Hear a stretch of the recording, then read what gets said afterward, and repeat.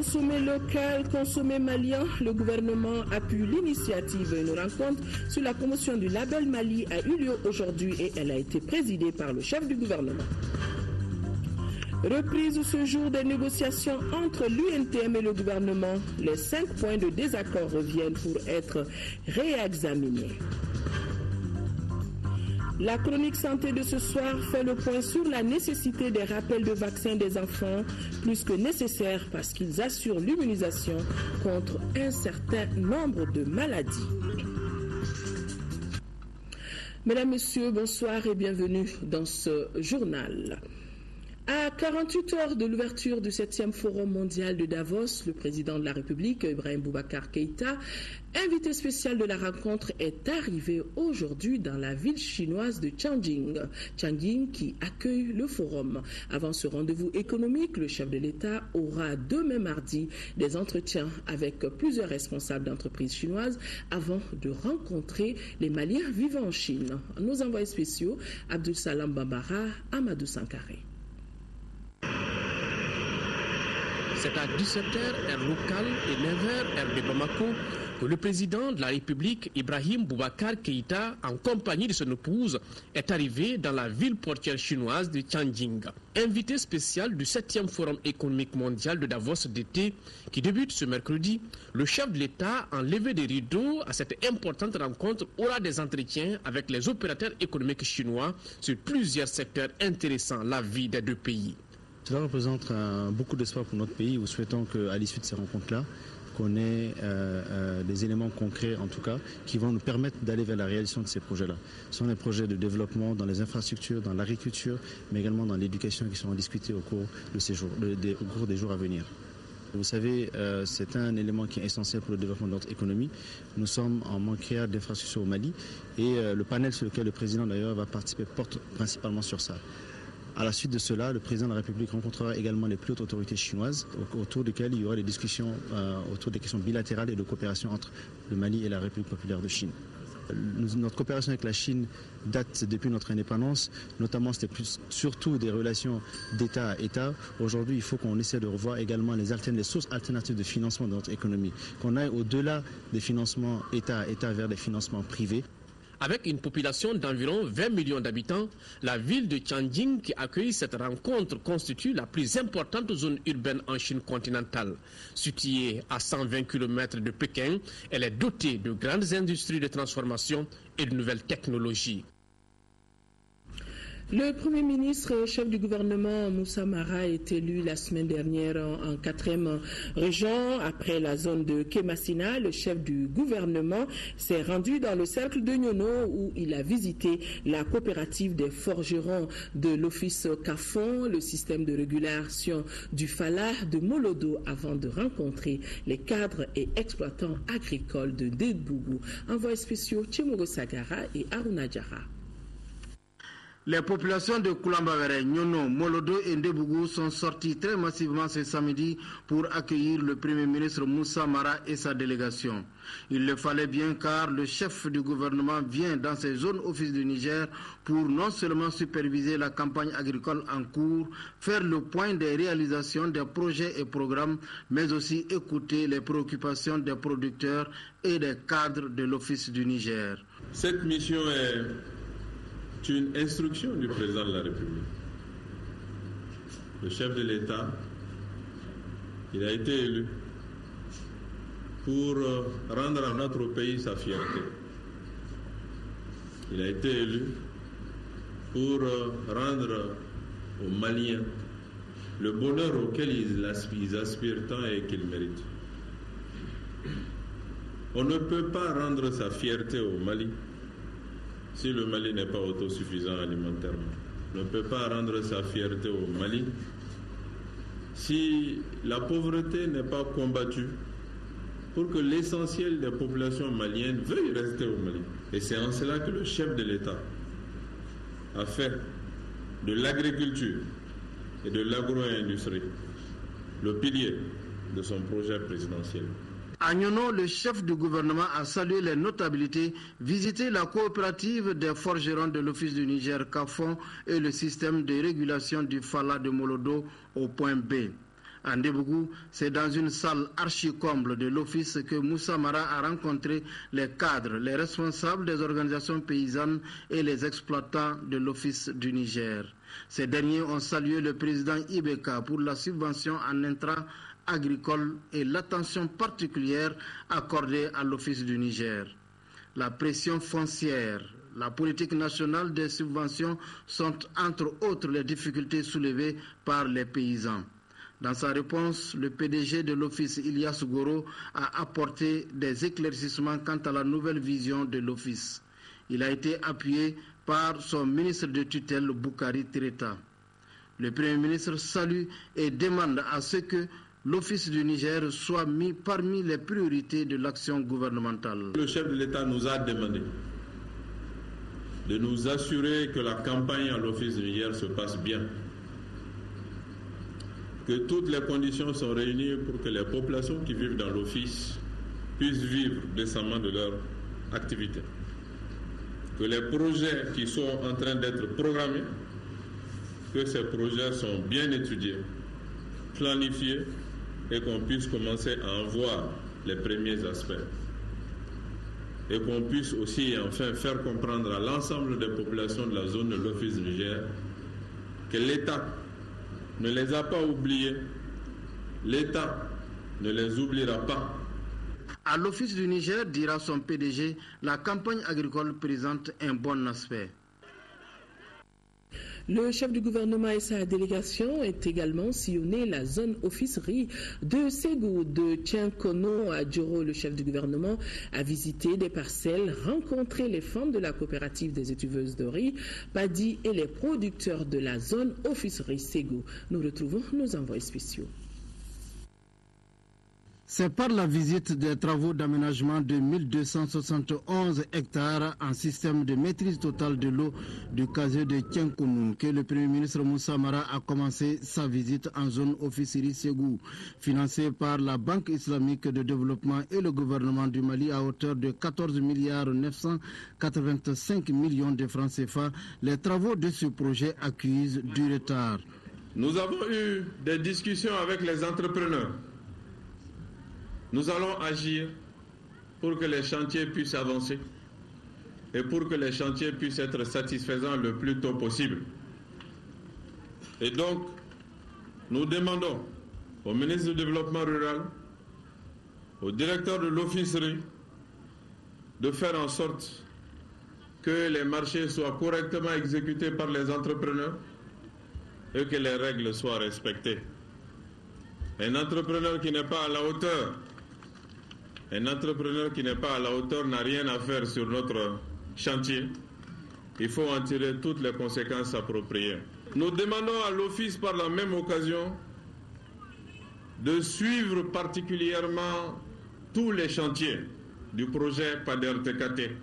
À quelques kilomètres de ce projet, le Premier ministre Moussa Mara a visité la parcelle sémencière de Nti Koulibaly à Dougounikoro d'une superficie de 1 hectare. Ce paysan prévoit de récolter 5 tonnes de riz Sewata Soke dans sa parcelle. À Djoro-Djida, la parcelle ordinaire de riz à submersion contrôlée de Amipenda Sanogo a été également visitée par le chef du gouvernement. Après la visite aux notabilités de Djoro et la course des pirogues, Moussa Mara et sa délégation ont rencontré les producteurs de la zone officerie Ségou et les femmes de la coopérative des étuveuses du riz Padi. Ces femmes traitent 40 tonnes de riz par semaine. Les populations de Djoro ont évoqué leurs préoccupations relatives à l'état de la route, au manque d'électricité, l'absence d'un lycée et la maîtrise totale de l'eau. Au nom du président de la République et à sa demande, ces femmes dont nous avons visité la parcelle seront dotées très bientôt d'un motoculteur. Nous avons aussi visité les étuveuses. Ces femmes ont des difficultés d'exploitation, des problèmes de fonds de roulement. En rapport avec le ministre du Développement rural, nous allons apprécier comment les aider. Nous avons entendu la demande de réouverture de la rizerie. Une fois à Bamako et en rapport avec le ministre du Développement rural, nous allons contacter le propriétaire et voir dans quelle mesure on pourra obtenir ce redémarrage. Le fils du chef de village a présenté beaucoup de problèmes de la ville. Il a parlé des berges. Avec les ministères concernés, nous allons voir ce qui a lieu d'être fait et vous porter les informations de la réaction du gouvernement par rapport aux différentes doléances qui ont été portées. Et la présence de vos députés ici est aussi l'assurance que ces doléances seront suivies. Les députés qui étaient de la délégation entendent jouer leur partition pour davantage accompagner le gouvernement dans le suivi des acquis de cette mission dans la zone. Le suivi sera réel et nous, au moins à la législature actuelle, on est beaucoup en phase à proximité des populations. Donc on est toujours au courant des réalités.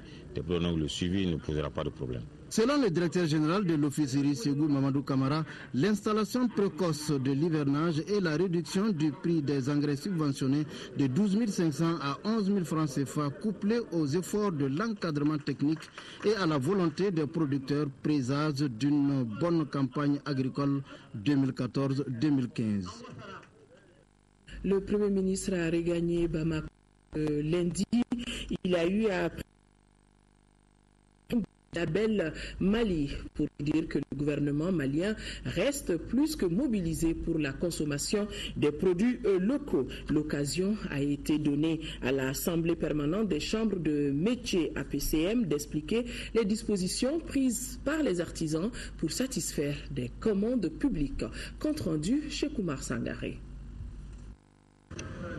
Pas de développement sans production nationale. C'est le slogan prôné par la primature en organisant la rencontre sur la promotion du label malien. Les achats publics des produits artisanaux et industriels locaux constituent une ambition affichée par le gouvernement.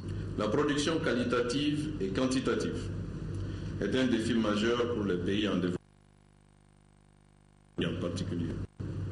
Elle doit répondre à une demande exigeante des marchés internes et externes. C'est toute la justification de cette nouvelle dynamique de croissance axée sur à travers les secteurs de l'artisanat et de l'industrie. Les artisans apprécient cette mesure gouvernementale à sa juste valeur. C'est pourquoi ils se préparent en conséquence pour être à la hauteur des attentes. Le président de l'Assemblée permanente des chambres de métiers a énuméré actions entreprises dans ce sens, comme l'établissement de la liste des artisans préqualifiés. La liste des artisans préqualifiés est dressée à l'envoi des listes des différentes localités du Mali. Des Cailles à Kidal, tous les présidents des chambres de métiers ont envoyé la liste des artisans menuisiers bois préqualifiés de leur localité. Donc dès qu'il y a une bonne commande, on envoie à ces préqualifiés et profite de former les autres. Aussi, pour mieux guider la clientèle, l'APC a réalisé un site web. Si vous voulez chercher désormais un artisan, si vous cliquez sur le www.apcmali.org, vous verrez tout de suite dans quel domaine vous souhaitez, vous cliquez sur la partie métier. Si vous avez besoin d'un mécanicien, vous mettez mécanicien. Vous verrez tous les mécaniciens du Mali répertoriés. On a mis une autre page qui montre les détails des artisans. Pour une bonne mise en œuvre de cette politique, le Premier ministre invite les acheteurs publics à donner la priorité au marché local et rassure quant au suivi de la mesure. En ce qui concerne les achats publics, nous engageons chaque acheteur à privilégier nos produits artisanaux et industriels. Ils rendront mensuellement compte de ce qui sera fait à une instance que nous mettrons en place. Nous demandons également au corps de contrôle de consacrer un chapitre de leur vérification des dépenses publiques à la préférence donnée aux produits artisanaux et industriels locaux. Ils rendront compte également. Cette nouvelle dynamique de partenariat public-privé passe par la confiance mutuelle. Une confiance qui semble être déjà au rendez-vous au bénéfice du consommé malien. Nous pouvons, je pense, leur faire confiance. Nous devons leur faire confiance. Oui, nous devons leur faire confiance. Le président du Haut Conseil des collectivités a lui reçu une délégation de WaterAid Canada. Les réalisations de WaterAid Canada au Mali ont été au centre des échanges. C'est ce que nous dit Isaac Tino. En visite au Mali, la délégation de WaterAid Canada a rencontré ce lundi le président du Haut Conseil des collectivités territoriales et les membres de son bureau. Entre les deux parties, il a été question de la participation de WaterAid Canada au développement du Mali. Et vous savez que l'eau, c'est un don de Dieu, si vous le voulez. C'est aussi, l'eau, c'est la vie, comme on le dit. Et nous venons d'une zone, nous venons du Canada, et nous avons cette chance qu'au niveau du Canada, nous avons beaucoup de ressources en nous. Quoi donc de plus normal que nous puissions appuyer les populations du monde qui n'ont pas accès à cette ressource-là. Nous avons eu à parcourir certains villages du Mali, en particulier deux villages, un où il n'y avait pas d'eau du tout, et on a vu donc les conditions sanitaires et les conditions de vie des populations concernées, à la différence de notre village qu'on a suivi, qu'on a vu le lendemain, où le projet d'eau qui a été mis en œuvre a eu à montrer une différence nette, claire de l'amélioration des vies des conditions, l'amélioration des conditions de vie des populations. C'est pour dire que notre travail en tant qu'ONG est un travail, du bon travail que nous faisons, et nous sommes contents de savoir que nous apportons un plus aux vies des populations. Cette délégation canadienne a encouragé sa présidente, s'est dit encouragée par le Mali à travers l'évolution de WaterAid. Nous sommes prêts à pouvoir soutenir le Mali dans ce sens, surtout quand on voit le niveau de collaboration, la qualité de collaboration qui existe entre WaterAid et puis le Haut Conseil des collectivités territoriales. Le Haut Conseil des collectivités territoriales a facilité notre travail en tant qu'ONG au niveau du Mali. Cette visite est une occasion pour la délégation canadienne de voir ce qu'il leur est possible d'apporter en termes de contribution dans notre pays. Reprise des négociations entre l'Union nationale des travailleurs et le gouvernement. Les deux parties se sont rencontrées, c'était ce matin, à huis clos, afin de réexaminer les 5 points de désaccord qui ont été la cause de la grève de 48 heures décrétée par la centrale syndicale il y a quelques semaines. Daouda Sidiki Diarra, compte rendu. Après 2 jours de grève, l'UNTM et le gouvernement renouent avec le dialogue. Les deux parties se sont retrouvées à nouveau autour de la table pour la reprise des négociations. L'amélioration des conditions matérielles et morales des travailleurs reste une priorité du gouvernement. Je voudrais espérer que la reprise du dialogue entre le gouvernement et l'UNTM marquera une nouvelle ère d'un partenariat fécond, réaliste et responsable. Le deuxième round des négociations a un sens. Elle permet de soigner tous les autres maux dont souffre le Mali, les seuls que nous avons connus au monde. Pour ce deuxième round de négociations, l'UNTM remet les 5 points de désaccord sur la table, plus l'inscription totale du protocole d'accord du 2 octobre 2011. Pour les présentes négociations, il faut l'inscription totale du protocole d'accord du 2 octobre 2011, les relèvements substantiels de la valeur du point d'indice, la diminution de l'ITS qui s'échelonne de 5 à 30% actuellement, la matérialisation de la prise en compte des droits des enfants par l'octroi d'allocations à la hauteur de l'importance accordée aux enfants, l'annulation systématique de la hausse des tarifs d'eau et d'électricité, le relèvement du SMIC comme facteur de réduction de la misère, la pauvreté. Ainsi, sous l'égide de la commission de conciliation, les travaux se sont déroulés pendant 1h30 et à huis clos entre les deux parties. Ces travaux ont finalement été suspendus. Compte tenu de l'ensemble de la situation et tout ce qui s'est passé, et c'est sûr que nous allons nous accorder dans l'intérêt supérieur de notre nation. Parce que dans tous les cas, les syndicats et les gouvernements, vous savez, chacun est dans son boulot. Ils font les revendications, nous cherchons les solutions et on s'accorde au juste milieu des choses. Les travaux reprendront le vendredi prochain, date à laquelle commenceront les véritables négociations entre l'UNTM et le gouvernement. Le ministre de l'Éducation nationale, Madame le ministre de l'Éducation nationale, a présidé la cérémonie commémorative de la journée de l'alphabétisation qui a pour thème cette année l'alphabétisation, passage incontournable pour une paix durable. Sketch, remise de diplômes et de trophées ont meublé cette cérémonie qui avait pour marraine Madame Keïta Aminata Meiga, épouse du chef de l'État. Compte rendu, Mahamadou Doumbia. En commémorant cette journée internationale de l'alphabétisation avec pour thème l'alphabétisation, passage incontournable pour une paix durable, il s'agit pour notre pays de revaloriser nos langues nationales, une douzaine au total. Le sketch mis en scène pour la circonstance en est une parfaite illustration, à savoir l'apprentissage et l'application de nos langues nationales sont des vecteurs qui créent la cohésion sociale, maintiennent les us et les coutumes et renforcent la paix et luttent contre la pauvreté. Dans le monde entier aujourd'hui, 781 millions d'adultes ne savent ni lire, ni écrire, ni compter dans leur langue. 2/3 d'entre eux sont des femmes. Plus de 250 millions d'enfants sont incapables de déchiffrer une seule phrase, bien que la moitié d'entre eux ait passé 4 ans à l'école. Ces chiffres, mesdames et messieurs, nous interpellent tous. Selon la représentante de la marraine, Mme Keïta Aminata Maïga, épouse du chef de l'État, l'alphabétisation est indispensable pour notre développement. En ayant la possibilité de lire, d'écrire, d'exprimer ses opinions et ses compétences dans la langue qui porte sa culture, le citoyen se sent pleinement pris en compte par la nation et est de ce fait mis dans les conditions de donner le meilleur de lui-même. Le choix de ce thème n'est pas fortuit. Notre pays est depuis quelques années confronté à des troubles socio-économiques et sécuritaires qui constituent une préoccupation majeure pour tous les Maliens. Leur résolution passe forcément par l'éducation en général et l'alphabétisation en particulier, car il existe environ 68% d'analphabètes au Mali, sans lesquels tous les grands projets de société sont très souvent conçus, discutés, adoptés. Cette exclusion est préjudiciable au développement socio-économique de notre pays. Le reportage diffusé a démontré une fois de plus à l'assistance les efforts entrepris par notre pays depuis l'indépendance en matière d'alphabétisation.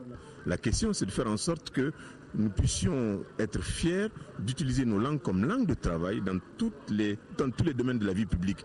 Cela ne peut se faire que lorsque nos langues auront un statut officiel de langue de travail. La remise des diplômes à 9 apprenants dans différentes langues nationales et d'un tiwara à la coopération suisse a mis fin à cette cérémonie.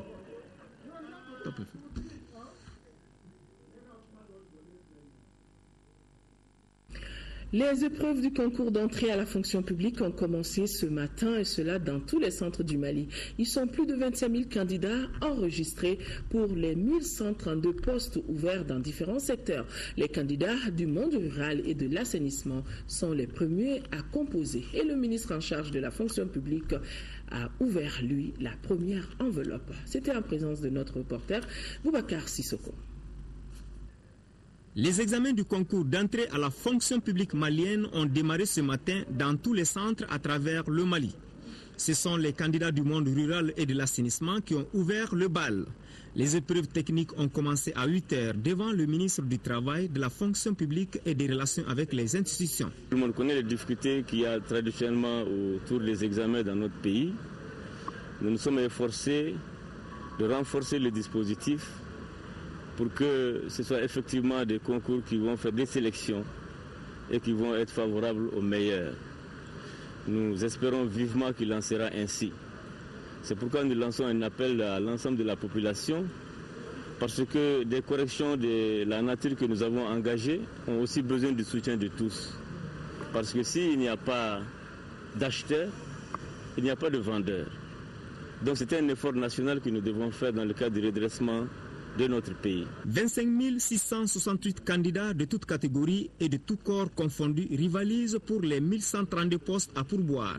Les sujets techniques ont porté sur l'actualité, tel le changement climatique. Je suis confiant parce que il faut reconnaître que l'état actuel de l'emploi n'est pas favorable, donc ça m'a permis de me préparer suffisamment, donc je suis très confiant. Les autres corps de la fonction publique sont programmés dans les jours à venir. Cela jusqu'au 18 septembre prochain. Il est à rappeler que le besoin réel de recrutement de la fonction publique malienne est estimé à 26 000.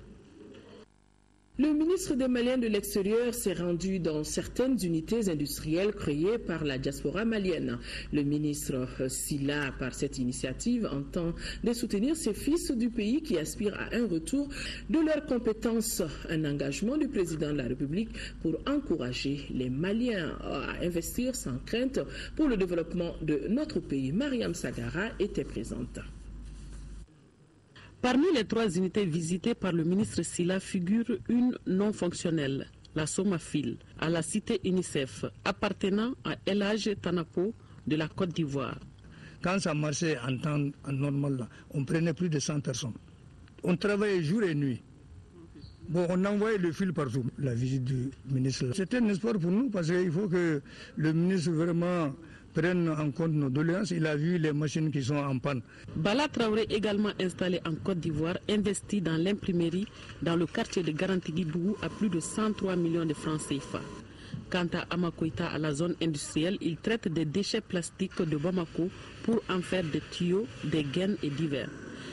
La visite du ministre a donné un espoir à ces Maliens de l'extérieur. C'est une bonne initiative, donc vraiment ça nous a fait beaucoup de plaisir. Donc on ne fait que remercier le ministre et la délégation. Un grand espoir pour nous et aussi les autres Maliens qui ne sont pas là. Nous faisons des tuyaux polyéthylènes pour le maraîchage et en même temps pour les forages et pour les installations des bâtiments. Et ensuite nous avons aussi des gaines pour les installations des câbles électriques pour des bâtiments et autres choses. Nous sommes en 3e année d'opération. Le ministre, dans son appel, donne l'assurance et encourage les fortunes maliennes de l'extérieur à venir réaliser dans leur pays. Nous avons vocation de demander aux Maliens de l'extérieur de venir investir. Dans le projet présidentiel, il a été affirmé avec force que les Maliens de l'extérieur constituent un atout pour le développement national. Nous avons rappelé à 1000 égards que le transfert joue un rôle extrêmement important. Quand nous avons rappelé à l'opinion les chiffres de 430 milliards transférés en 2012, c'est dire vraiment combien cet apport-là est important. Mais en dehors de cela, vous vous rendez compte en même temps qu'ils sont aussi dans la production. Ils sont dans la production et c'est quelque chose qui contribue vraiment à booster l'économie, à créer vraiment des emplois, à créer aussi la croissance économique pour notre pays. Nous avons vocation de les aider, non seulement de leur demander à venir, mais quand ils viennent, vraiment de nous impliquer pour qu'ils réussissent dans les entreprises vraiment qui créent sur place. L'apport de la diaspora malienne dans le développement économique du Mali est l'ambition ultime du ministre de tutelle. Environ 9000 exemplaires de la bande dessinée intitulée « Le prix de la fraude » ont été mis aujourd'hui à la disposition de certains départements ministériels par le ministère de la Culture. L'opération vise à susciter le goût de la lecture au niveau du public en général et des jeunes. En particulier, la cérémonie des remises s'est déroulée à la Bibliothèque nationale. Nouhoum Sissoko, compte rendu. Au total, 8960 exemplaires de la bande dessinée ou BD titrée « Le prix de la fraude » ont été offerts à 7 départements ministériels par la ministre de la Culture. L'auteur de cette œuvre s'est inspiré des tares de notre système éducatif qui, selon lui, a perdu ses lettres de noblesse depuis quelque temps. La fraude, à mon avis, se passe sous plusieurs formes. La première forme, ça c'est le fait que des parents aillent voir des enseignants ou en tout cas des responsables scolaires, essayer de les appâter avec des moyens financiers afin qu'ils puissent faire passer les enfants. Le deuxième aspect, ça c'est l'aspect où les enfants sont appâtés par des charlatans, des marchands d'illusions. Il faut apprendre. Le troisième aspect, ça c'est le cas où les jeunes filles essaient d'amadouer les professeurs, en tout cas les responsables, pour s'offrir des notes. Il s'agit, à travers la publication de cette BD par la maison d'édition Les Édices, d'inciter les jeunes à s'intéresser aux livres. Du reste, d'autres initiatives sont en cours pour promouvoir la lecture. C'est un projet qui va consister à susciter l'envie d'utiliser quotidiennement le livre. Donc, l'envie de la pratique et de la lecture en famille. Pour la ministre de la Culture, le livre, au-delà de son utilité pédagogique, est aussi un outil de développement. Le livre joue un rôle essentiel dans la promotion et la diffusion du savoir. C'est un outil de développement dont la portée n'est pas toujours bien perçue. Il nous incombe d'en faire en sorte que l'écrit retrouve toute la place qui lui revient dans le fonctionnement de l'économie nationale. Auparavant, la ministre de la Culture a effectué une visite à la coopérative culturelle d'édition et de diffusion Djamana, l'une des premières maisons d'édition au Mali. Les forces politiques se reconnaissent dans les valeurs et dans la vision qu'incarne le président de la République, Ibrahim Boubacar Keïta. C'est ce qu'ont décidé hier de créer un cadre d'organisation d'animation de la majorité présidentielle. Dénommé Convention des partis politiques de la majorité présidentielle, CMP, plus d'une soixantaine de partis politiques ont signé cet accord de convention. Boulkassoum Haïdara du RPM est le président de cette convention de partis politiques pour la majorité présidentielle. Il nous parle de l'objectif de la convention et il est au micro de Daouda Sidiki Diarra. L'ensemble des partis politiques qui ont décidé de porter leur voix à celle du peuple malien et du RPM, l'ensemble de ces partis-là qui constituent ce que vous avez appelé aujourd'hui les partis politiques de la majorité présidentielle. Il y a certains qui étaient sous forme de regroupement, Ibeka Mali 2012, Ibeka Mali d'abord, etc., etc.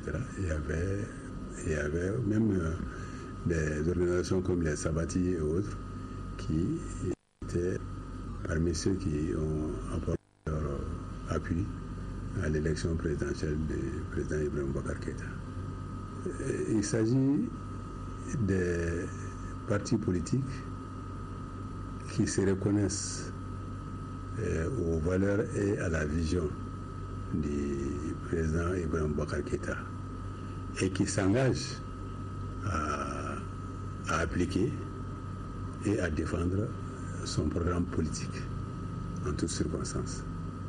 Bon, c'est dans ce cadre-là que nous allons nous organiser, essayer de mobiliser les forces vives de la nation autour de son programme et autour de son gouvernement. La seule arme qu'il va falloir prendre, c'est la cohésion sociale, c'est l'union sacrée de toutes les forces vives de la nation autour du président Ibrahim Boubacar Keïta et de son premier ministre, de son gouvernement surtout.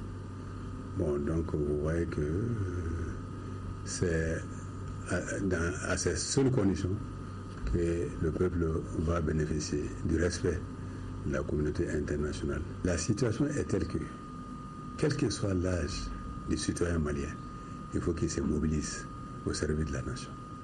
Il n'y a plus d'âge, il n'y a plus de sexe, il n'y a plus de race, il n'y a plus d'ethnie. Chacun doit se mobiliser comme un seul homme pour la cause de ce peuple-là. Il y a beaucoup de critiques actuellement sur la gestion du pouvoir. Il y a eu des erreurs dans la hiérarchisation des priorités. Et il y a l'inadéquation entre les attentes, la lourdeur du passif et par rapport aux moyens dérisoires que nous disposons pour les résoudre dans un délai escompté vraiment qui donne la tolérance zéro pour trouver une solution durable. C'est pourquoi nous, comme vous l'avez dit, nous sommes disposés en tout cas à consentir tout sacrifice pour mobiliser la population, pour, s'il le faut, sillonner tout le Mali pour dire qu'il faut absolument qu'on parle de la même voix. Donc il y a les forces sociales, il y a les forces syndicales, il y a toutes les couches de ce pays-là. Le ministre de l'Intérieur et de la Sécurité convie à réunion demain, mardi, à partir de 10h dans la salle de conférence du gouvernorat du district de Bamako, tous les membres de la commission consultative du cadre de concertation. À titre de rappel, la commission consultative du cadre de concertation regroupe le ministre et les présidents des partis politiques. Et l'ordre du jour pour cette réunion portera sur une information sur l'organisation de l'élection législative partielle de Yorosso. Le ministère chargé de la Justice vient d'initier à Gao une rencontre en faveur des 50 acteurs de la chaîne pénale de la région. L'objectif est de permettre à ces acteurs de définir des actions pour améliorer et optimiser le fonctionnement, l'efficacité et l'efficience de la chaîne pénale qui doit faire face aux défis de l'heure. Nous retrouvons à Gao Bablé Touré. Les institutions judiciaires du Mali assistent de nos jours à un afflux de dossiers lourds et complexes compte tenu de la nature des crimes commis pendant les événements. C'est pour faire face à ces nouvelles donnes que le ministère en charge de la justice a réuni autour de la table les acteurs de la chaîne pénale de Gao. Il s'agit pour eux de définir des actions pouvant améliorer et optimiser le fonctionnement, l'efficacité et l'efficience de la chaîne pénale. Les communications vont porter entre autres sur les approches, c'est-à-dire les stratégies, les propositions de solutions que les gens souhaitent pour qu'il y ait une bonne distribution de la justice. En réalité, ça s'est fait au niveau de 4 régions du Mali, Gao, Tombouctou, Mopti et Ségou. À l'issue des débats qui ont duré plusieurs heures, ces acteurs de la chaîne pénale composés de magistrats, policiers, de gardes, de gendarmes, de surveillants de prison et les représentants de la société civile ont validé un document relatif aux études sur le renforcement de la justice pénale. Cet ambitieux document traite toutes les questions qui peuvent rendre la justice malienne performante, transparente et accessible à tous. Ces études ont porté principalement sur l'évaluation de la capacité du personnel lié à la chaîne pénale et l'évaluation des conditions de mise en place des cellules d'appui aux poursuites judiciaires. Dans un document audiovisuel, le ministre en charge de la justice du Mali et l'ambassadeur du Royaume des Pays-Bas ont formulé des messages pour une meilleure participation des acteurs à ces travaux rendus possibles grâce au Royaume des Pays-Bas, du PNUD et de la MINUSMA. Fini le de Cinzana en éclairage public, un projet dénommé Foroba Yele vient de mettre à la disposition des structures sanitaires, organisations villageoises et écoles communautaires des lampes mobiles alimentées par l'énergie solaire. Compte rendu Fousséni Samake. Des kits de 4 lampes mobiles, 4 batteries, une plaque solaire de 50 watts chacun pour un coût total de 15 millions de francs CFA.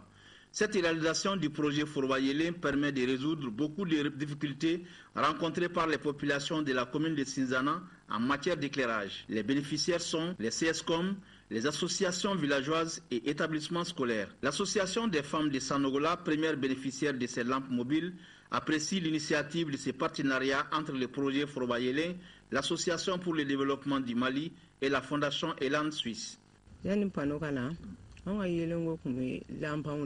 Avant, on utilisait les lampes à pétrole. Maintenant, Dieu merci, on utilise ces lampes mobiles pour les cérémonies de mariage, baptême, l'extraction du beurre de karité et les études des enfants à l'école. Au niveau de la commune d'aujourd'hui, les CESCOM, les mouvements féminins, tous ont bénéficié de ces lampes-là. Et la population apprécie beaucoup ces lampes-là. Le projet Foroba Yele compte vulgariser son expérience dans les 72 villages de la commune de Cinzana. Quand je suis arrivé ici, j'étais émerveillé par la forme de partager les choses avec les collectivités villageoises. Au lieu d'un éclairage public, j'ai pensé de créer une lumière collective. Foroba Yele. C'est une plaque de 50 watts qui peut charger jusqu'à 6 batteries. On veut atteindre à tous les villages de la commune rurale de Cinzana. Foroba Yele a commencé en 2010 dans la commune de Cinzana et couvre déjà 15 villages en éclairage public. Fin de l'atelier sous-régional sur la répartition des séquelles de mutilation génitale féminine au Mali, organisé par l'UEMOA. L'atelier a pour objectif de renforcer les capacités des services nationaux de santé dans la prise en charge des patientes souffrant des séquelles de mutilation génitale. Et l'occasion était opportune pour le département du développement humain de la commission de l'UEMOA d'offrir un lot de médicaments au ministère de la Femme, de l'Enfant et de la Famille. Les conclusions de l'atelier avec Aïssata Diallo Minungu, directrice du genre au département du développement humain de l'UEMOA. Elle est au micro de Sokona Kamisoko. Nous avons eu une partie théorique d'abord qui a consisté en un rappel des concepts et aussi à recueillir les attentes des participants. La deuxième phase a concerné une application pratique au bloc opératoire par les médecins eux-mêmes sur des cas pratiques avec des projections vidéo lorsqu'ils n'étaient pas directement ceux qui intervenaient sur les malades. Les participants ont demandé à ce qu'il y ait par exemple une loi pour l'ensemble des États membres pour interdire cette pratique. Parce que pour l'instant, pour l'ensemble des 8 États membres, ce n'est pas le cas. Il y en a qui ont des lois, d'autres n'en ont pas. Donc la recommandation forte qui a été faite, c'est qu'il y ait une loi qui interdise cette pratique des MGF. Deuxième recommandation, nous, à l'UEMOA, nous sommes engagés sur la partie renforcement des capacités institutionnelles en instaurant cette formation. Nous sommes à la 3e session. Ça fera 32 médecins qui sont à disposition des États membres, donc une capacité suffisante pour dupliquer ces formations. Donc l'appel que nous lançons aux États membres, c'est de pouvoir mettre à disposition les fonds pour organiser les formations au niveau national pour assurer la prise en charge de ces séquelles-là. Le don que nous avons fait à l'État du Mali, livré au ministère de la Femme, de l'Enfant et de la Famille, est composé de kits. Nous avons 2 types de kits. Un premier kit qui sert à l'anesthésie locale et un second kit qui sert à l'anesthésie générale.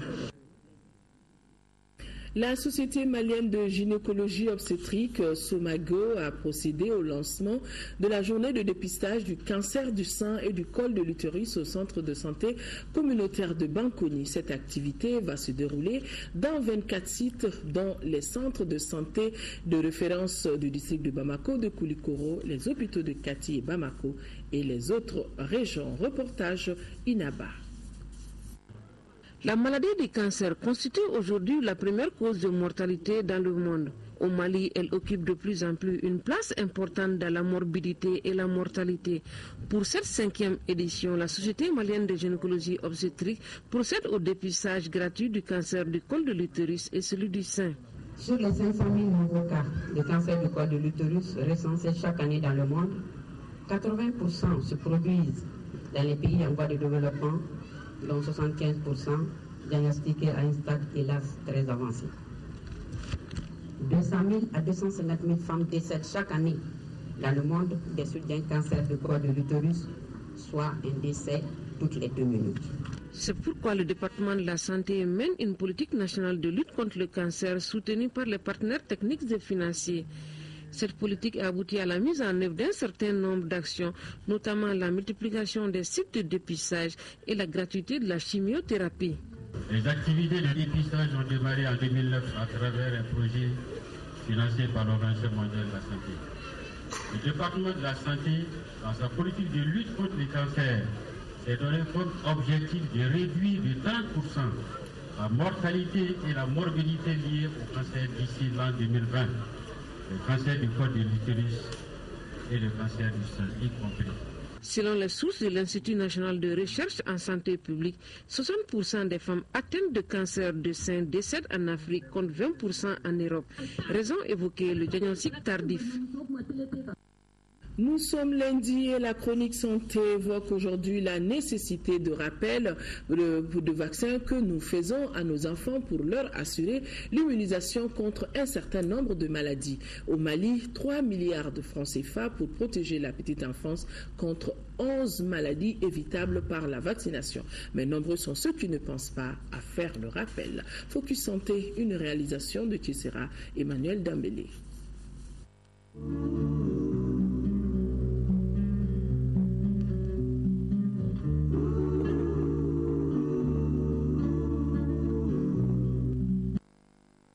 Au Mali, l'État et ses partenaires investissent plus de 3 milliards de francs CFA pour protéger la petite enfance contre 11 maladies évitables par la vaccination. Ce programme de vaccination élargi n'immunise pas pourtant jusqu'à l'âge adulte et les parents sont appelés à prendre la relève avec le suivi de leurs enfants et les rappels sont très importants pour une protection efficace contre certaines maladies. La première dose d'administration du vaccin correspond à une étape de préparation du sujet. Ça le prépare à produire les anticorps.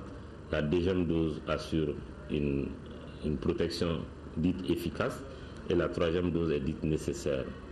Tout cela doit être boosté par un rappel. Donc c'est le rappel qui va maintenir de façon active les anticorps chez l'enfant pour lui permettre de se protéger dans le temps.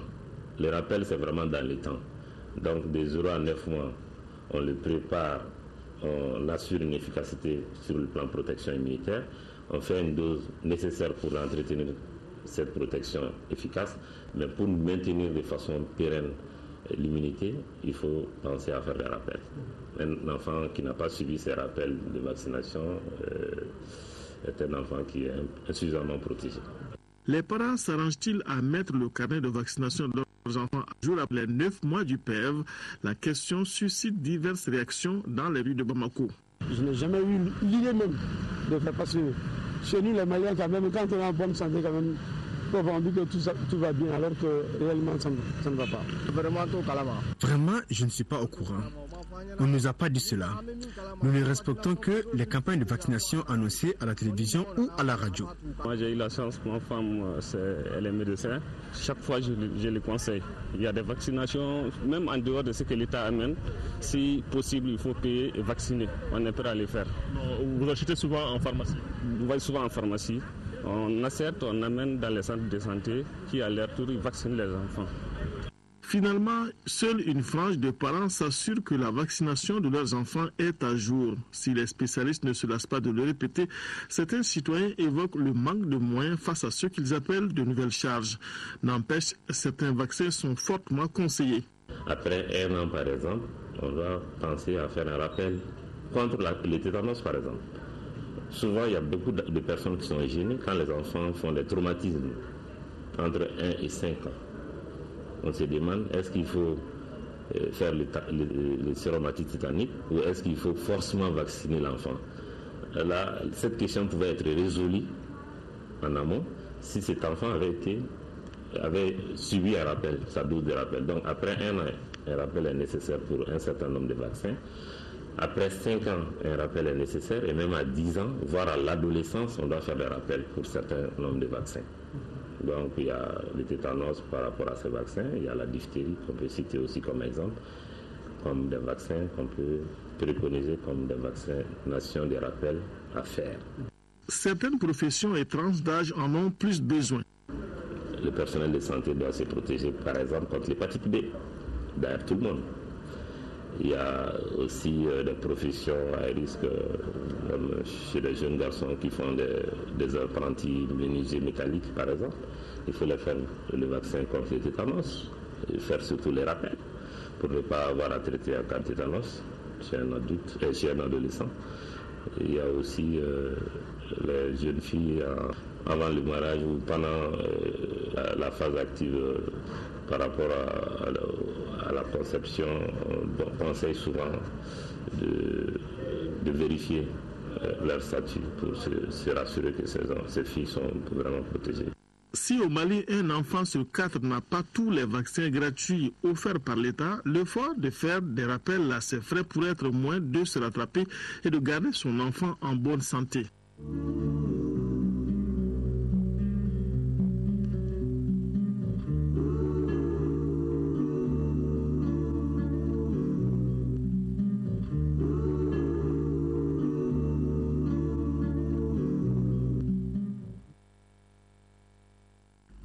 La propagation du virus Ebola sur le continent inquiète. C'est la raison pour laquelle le Conseil exécutif de l'Union africaine s'est réuni en urgence ce lundi à Addis Abeba au siège de l'institution. Il s'agissait pour les ministres des Affaires étrangères, accompagnés pour certains par les ministres de la Santé, de dégager une réponse africaine face au fléau.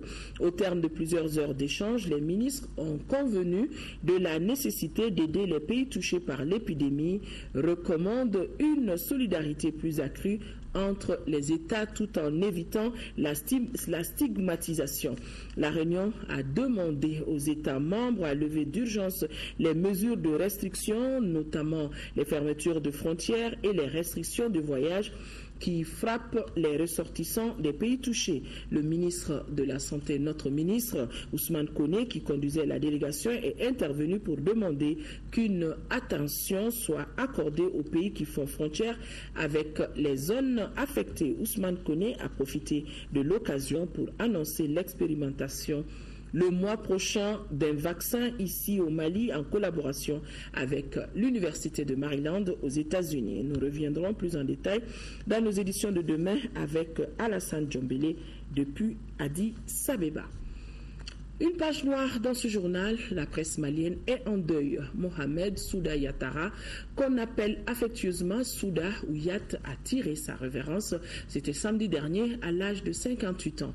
Après plus de 40 ans de carrière professionnelle au quotidien national L'Essor, les ministères de l'Agriculture et de la Communication, la présidence de la République, aujourd'hui c'est un vide que ressent le monde de la presse malienne. Souda a cheminé avec l'histoire de la liberté d'écrire, de parler et de communiquer de ce pays. Les obsèques auxquelles ont pris part une foule d'amis, de parents et de connaissances ont eu lieu cet après-midi à Magnabougou et notre reporter Alpha Mega était présent.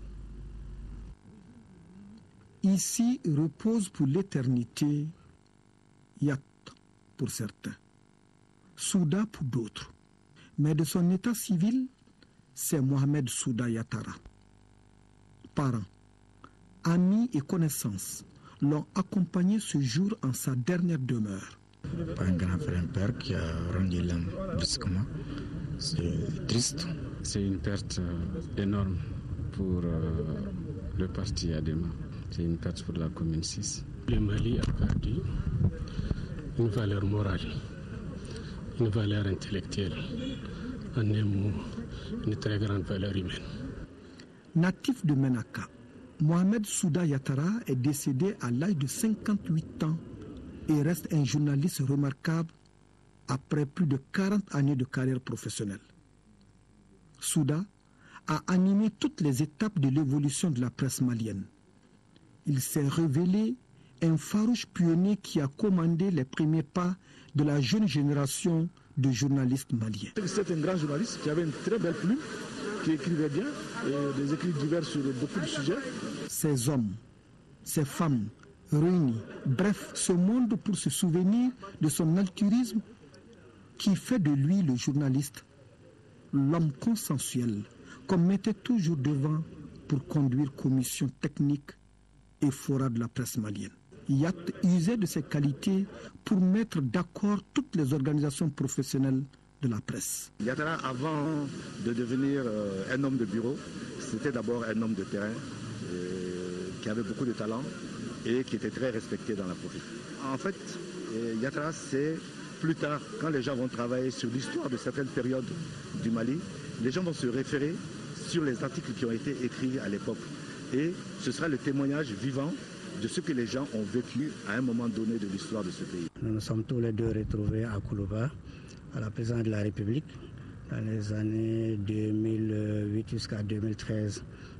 On était au cabinet là-bas des collaborateurs du président de la République. Touchant presque à tout dans le domaine du journalisme, Souda s'est distingué dans la communication du développement rural. Avec la disparition de Mohamed Souda Yatara, c'est un vide que ressent le monde de la presse malienne. Dors en paix, grand frère. Voilà, c'est donc tout pour ce journal. Ainsi va la vie.